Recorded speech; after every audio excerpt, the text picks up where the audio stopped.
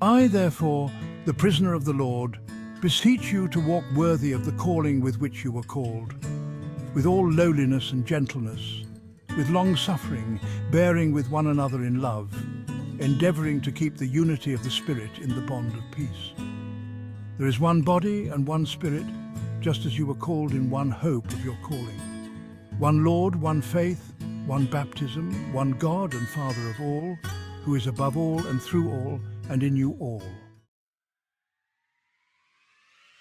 But to each one of us grace was given according to the measure of Christ's gift. Therefore he says, when he ascended on high, he led captivity captive and gave gifts to men. Now this, he ascended, what does it mean but that he also first descended into the lower parts of the earth? He who descended is also the one who ascended far above all the heavens, that he might fill all things. And he himself gave some to be apostles, some prophets, some evangelists, and some pastors and teachers, for the equipping of the saints for the work of ministry, for the edifying of the body of Christ, till we all come to the unity of the faith and of the knowledge of the Son of God, to a perfect man, to the measure of the stature of the fullness of Christ.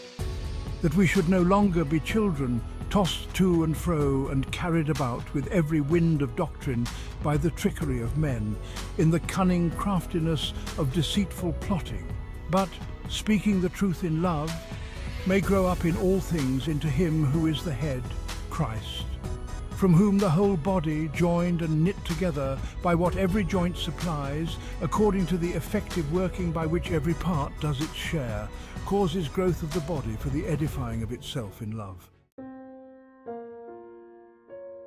This I say, therefore, and testify in the Lord, that you should no longer walk as the rest of the Gentiles walk, in the futility of their mind, having their understanding darkened, being alienated from the life of God, because of the ignorance that is in them, because of the blindness of their heart, who being past feeling have given themselves over to lewdness, to work all uncleanness with greediness.